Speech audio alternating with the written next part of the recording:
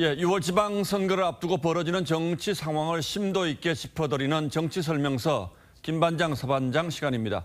내일부터 사전투표가 실시된다고 하니까 이제 정말 막바지군요. 여당 김정우 반장이 준비한 설명서는 뭡니까? 네, 0.73%의 경고입니다. 예, 그 지난 시간에 우리 서반장이 0.73%의 한 이렇게 야당 상황을 설명했는데 오늘은 0.74%의 경고로 여당의 고민을 한번 정리해봤습니다. 그러니까 지난 대선 득표 차였던 0.73%를 여당 입장에선 이걸 경고로 보고 있다 이런 뜻이군요. 네, 2달 반 전으로 한번 시간을 되돌려 보겠습니다. 예. 국민의힘이 내부 조사를 바탕으로 이렇게 한 10%포인트에 가까운 득표차를 기대했죠.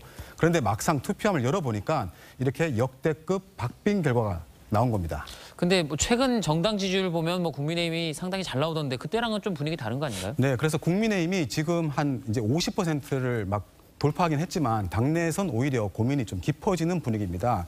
그 대선처럼 전국이 한 선거구가 아닌데다가 또 경합지에서 얼마나 승리하느냐 이게 관건인데 지지율에 취해 주요 승부처에서 질 경우에 전체 득표율과 상관없이 패배했다 이런 평가가 나올 수 있기 때문입니다. 예, 어제 권성동 국민의힘 원내대표가 이제 저희 뉴스나인에 출연해서 낮고 겸손한 자세를 여러 번 강조했는데 같은 맥락에서 이해할 수가 있겠네요. 네, 특히 지방선거의 경우에 그 투표율이 이렇게 보면 상대적으로 굉장히 낮게 나옵니다. 예. 그래서 결집력하고 조직력이 최대 변수로 꼽히는데 국민의힘은 두 부분 모두 민주당에 밀린다 이런 평가를 받아왔습니다. 특히 그 지자체장 대부분이 민주당 소속으로 현직 프리미엄도 있습니다. 선거를 많이 해본 후보일수록 예측과 결과가 상당히 차이가 날 거다 이렇게 우려하고 있습니다. 중도 진영의 지지를 얻더라도 결국에는 투표장에 데리고 오지 못하면은 뭐 아무 소용이 없다. 이건 뭐 사실 여야가 다 같은 고민인데 너무 국민의힘 엄살 아니에요? 예, 그런 방심과 함께 또 다른 걱정도 있습니다. 바로 내일부터 시작되는 사전선거인데요. 지금도 강성 여권 지지자 가운데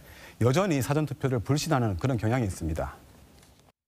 하루의 투표가 3일의 투표를 이길 수가 없습니다. 사전투표에서 이겨야 승리의 쐐기를. 예, 이건 뭐 여야 모두 마찬가지겠죠. 그런데 투표 용지도 17장이고 기호도 이상하고 또 한 장에 한 명만 표기하는 건지 이거까지도 헷갈려 하시는 분들이 많더라고요. 네, 그래서 기호는 이게 국회 의석 기준입니다. 그래서 민주당이 1번, 국민의힘이 2번 그대로고요. 또 정당 공천이 아닌 그 교육감 후보는 기호 자체가 없습니다. 그리고 시군구 의원을 뽑는 그 투표용지엔 한 정당에 여러 사람이 적힌 경우가 있는데 무조건 한 사람에게만 투표가 가능합니다. 예, 그렇죠. 그런데 이런 복잡한 변수들 때문에 이 지방선거는 유난히 사전 여론조사가 잘 맞지 않는다 이런 얘기도 있죠. 자, 서반장은 뭘 준비했습니까? 예, 제가 준비한 건 그럼 왜 날 뽑았나입니다. 예, 박지원 민주당 공동비대위원장이 어제 당 비공개 회의에서 했다는 얘기죠. 예, 그렇습니다. 박 위원장이 이 86 용퇴론을 주장하자 윤호중 공동비대위원장은 책상을 내리치며 이게 지도부냐라고 했고요. 또 박홍근 원내대표와 전해철 의원도 각각 개인 자격으로 온 게 아니지 않느냐. 그리고 지도부와 상의하고 발언하라라면서 이 목소리를 높였다고 하죠. 이 모두 용퇴를 요구받은 86세대의 정치인들입니다. 예. 그 박 위원장이 그래도 나이는 젊지만 그래도 그 공동 당 대표잖아요. 그러니까 서열을 따지면 제일 높은데 저렇게 여럿이 훈계하는 모습은 마치 좀 꼰대 정치 이렇게 좀 보이거든요. 예, 실제로 그런 비판이 나오고 있습니다. 특히 대선 패배 이후에 박 위원장을 파격적으로 비대위원장에 앉힌 것도 쇄신을 위한 쓴소리를 가감없이 듣겠다는 이유에서였습니다. 박지원 위원장님을 비대위원장으로 하시는 이유가 2030 세대가 보다 더 가까이 할 수 있는 그런 정당으로 쇄신해 나갈 것이다라고 하는 방향성을.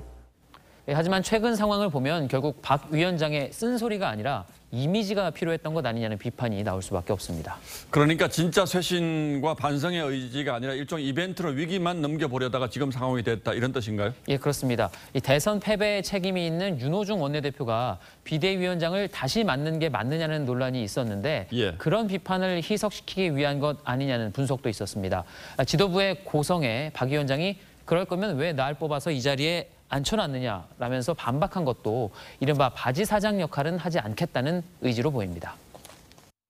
협의되지 않았다는 이유로 여기 책상을 치고 지도부로서 자리를 얻고 이제 그때부터 말하지 말라는 얘기 아닙니까?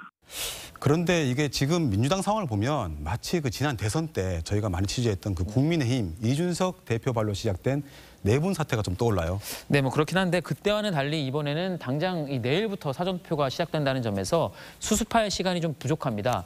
또 당시 국민의힘에는 윤석열 후보라는 구심점이 있었지만 지금 민주당에는 그런 리더십이 보이지 않는다는 게 문제이기도 하고요. 이재명 후보가 있지 않습니까, 지금? 예, 그런데 2030 여성들의 지지를 끌어낸 박 위원장을 발탁한 게 바로 이 후보였습니다. 하지만 지금은 이른바 개딸로 불리는 강성 지지층이 박 위원장과 각을 세우고 있어서 애매한 태도로 일관을 하고 있습니다. 본인 선거가 또 발등에 불이기도 하고요. 자, 선거 결과를 보면 지금 이 상황에 대한 국민들이 어떤 판단을 하고 있는지가 명확하게 드러날 테니까 일주일만 기다려 보도록 하죠. 네. 예, 두 반장 오늘도 잘 들었습니다.